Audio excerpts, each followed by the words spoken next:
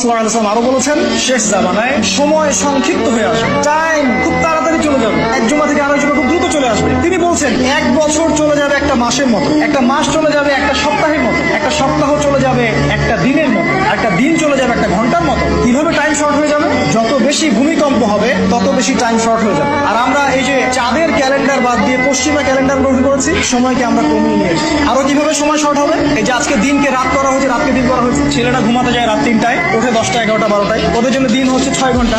আর আজকে থেকে আমাদের বাপদাদারা যারা ছিলেন তারা সেই ভোর 4টায় উঠতেন এবং রাতের বেলা তাড়াতাড়ি ঘুমাতেন। তাদের কাছে দিনটা অনেক লম্বা ছিল, তারা অনেক কাজ করতে পারতেন, তাই না? এভাবে আমরা দিনকে শর্ট করে নিয়ে আসি, সময় সংক্ষিপ্ত করে আমরাই নিয়ে আসি। আল্লাহর পথে চললে যে প্রশান্তিটা পাওয়া যায়, এর খবর যদি ইসলামের শত্রুরা জানতো তাহলে মুসলিমদের কলিজায় পারমাণবিক বোমা মারত। তারা জানে না কি প্রশান্তি এখানে পাওয়া যায়। আপনি যে প্রশান্তির জন্য এখানে যাচ্ছেন এটা ওখানে নাই। কোরআনের কাছে আছে, সেজদায় আছে, নামাজে আছে, তাহাজ্জুদে আছে, আল্লাহর জিকিরে আছে। আর নেককার স্ত্রীর কাছে আপনি প্রশান্তি পাবেন। যারা ক্ষমা করে এরা অনেক ভালো থাকে ভাই, জানেন? আপনি ক্ষমা করে দিলে আপনি শান্তিতে থাকবেন।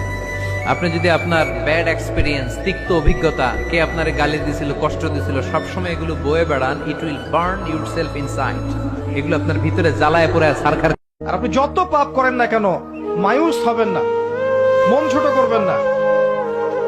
আপনার একটা সেজদা, যে সেজদা আপনি চোখের পানি ঢেলে দিয়েছেন আল্লাহর কাছে, যে আল্লাহ আমার ভুলগুলো তুমি মাফ করে দাও, আমার তওবা তুমি কবুল করো, ইনশাআল্লাহ দেখবেন ওই একটা সেজদা যদি কবুল হয়ে যায় আল্লাহ পাক আপনার সব গুনাহ মাফ করে দিবেন ইনশাআল্লাহ। আল্লাহ, আমি আপনার গোলাম, গোলামের ঘরের গোলাম, বান্দির ঘরের গোলাম, আমার 14 গোষ্ঠী আপনার গোলাম। আমরা গোলাম গোষ্ঠী। না সুয়াতি বিয়াদিক, আল্লাহ আমার মাথার চুলের ঝুঁটি আপনার হাতের মুঠোয়। আপনি যেখানে টান দিবেন ওদিকে আমি যেতে বাধ্য, আমার নিজের কোনো ইচ্ছা না। এই দেশে গরিব কৃষকের কোনো দাম নাই।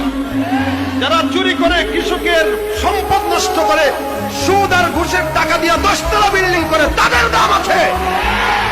এদেশে তেলের দাম হয়, মরিচের দাম হয়, পেঁয়াজের দাম হয়, কিন্তু মানুষের কোনো দাম হয় না। জীবনে কখনো হতাশ হবেন না। ফাইন্না মাআল উসরি ইউসরা, নিশ্চয়ই কষ্টের সাথে স্বস্তি আছে। ইন্না মাআল